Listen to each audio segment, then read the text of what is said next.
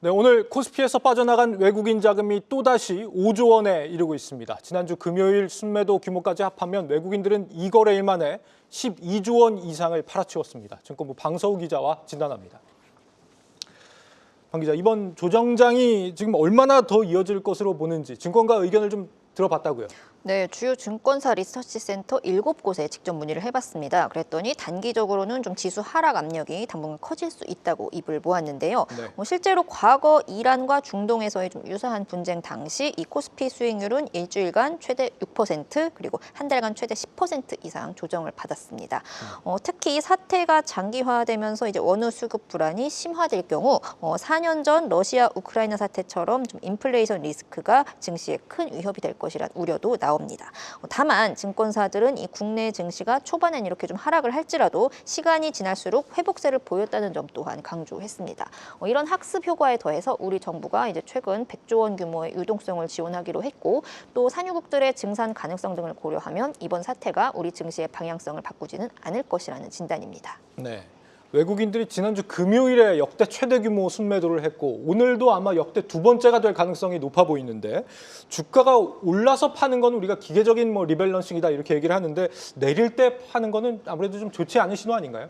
아무래도 이 중동발 불확실성은 좀 시스템 리스크로 연결되는 만큼 이 신흥국 주식시장에서 외국인 자금 유출을 자극하는 요인이 됩니다. 네. 특히 이제 국내 증시는 좀 단기간에 급등세를 보였던 만큼 좀 다른 시장보다 매도 압력이 강할 수밖에 없겠죠. 증권사들은 이 외국인이야말로 우리 개인 투자자만큼 좀 삼성전자나 SK 하이닉스 같은 반도체 주식을 장기 투자했던 주체로 꼽는다는 점을 좀 염두에 두셔야겠습니다. 따라서 이제 주가가 굉장히 좀 한 4배에서 5배 오른 시점에 일부 차익을 실현하고자 하는 욕구는 당연히 있을 수밖에 없고 지금 주가가 떨어진 이 시점에도 그들은 좀 이제 익절을 하는 셈인 거죠. 네. 그런가 하면 최근 블랙록이 SK 하이닉스 지분율 5%를 넘겼다고 또 공시를 했죠. 이렇게 계속 반도체 주식을 매수하는 외국인 투자자도 분명히 있기 때문에 이제는 외국인을 좀 하나의 주체로 이렇게 묶어서 생각할 필요가 없다는 분석도 나옵니다. 예. 그리고 설령 외국인이 좀 주식을 이렇게 좀 투매한다, 무섭게 매도를 한다고 한들 최근 국내 증시 상승세를 주도한 수급 주체는 이 개인과 개인 매수세가 유입되고 있는 ETF라는 점에서 좀 앞서 말씀드렸던 것처럼 이번 사태와 외국인 매도세가 좀 국내 증시의 추세 전환을 의미하는 것은 아니라는 분석입니다. 네, 그 개인 ETF 자금을 의미하는 금융 투자도 사실 14거래일 만에 오늘 순매도로 전환했기 때문에 안심할 단계가 아닌 건 분명해 보입니다. 유가 상승은 우리 실물 경제에도 좀 직접적으로 영향을 주는 요소인데요. 앞으로 이 증시 방향을 판단하는데 유가 부분도 좀 중요한 변수로 봐야겠죠?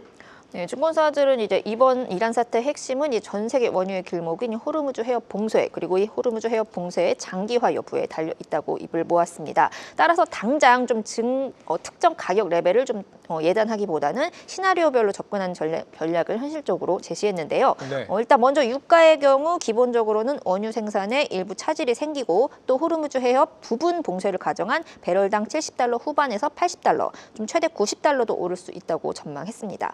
여기서 이제 사태가 일찍 마무리된다면 배럴당 70달러 아래로 좀 안정이 되겠지만 반대로 사우디아라비아 같은 주요 산유국으로 원유 생산 차질이 확산되고 또 호르무즈 해협이 완전 봉쇄된다면 배럴당 100달러 이상 치솟을 수도 있다는 겁니다. 또 이제 원달러 환율 역시 안전자산에 대한 선호 심리가 확대되면서 이제 미국 달러에 대한 수요가 높아지고 또 고유가로 인한 한국 교역 조건 악화가 이 원화 평가 절하 요인으로 작용하면서 단기적으로는 달러당 1,480원까지 상승 가능성을 열어놓고 있습니다. 역시 좀 사태 장기화 여부에 따라 달러당 1,430원대로 다시 안정될 수도 또 1,500원까지 치솟을 수도 있다는 게 증권가 분석입니다. 네. 지금 우리 투자자들에게 필요한 대응은 무엇인지 증권가의 의견은 어땠습니까?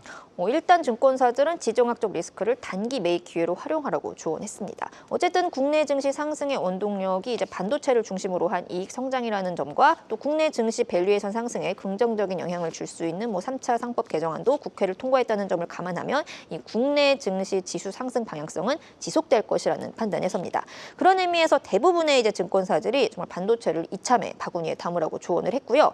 주주 환원 모멘텀이 살아있는 금융을 비롯해서 이제 조선, 방산, 원전 원자력, 전력기기 등에 대한 관심도 유지할 필요가 있다고 덧붙였습니다. 다만 이 배수의 진을 친 이란이 주변국에 대한 이제 전방위 난사에 나서는 등 좀 리스크가 장기화 될 수도 있잖아요. 그럴 때는 이제 지수의 변동성 또한 굉장히 커질 수밖에 없습니다. 때문에 금이라든지 스위스 프랑 같은 안전자산에 대한 균형 잡힌 투자도 고려하라는 조언입니다. 네, 반등장은 언제든 준비해야겠지만 급하게 대응할 때는 또 아닌 것 같습니다. 방서우 기자였습니다.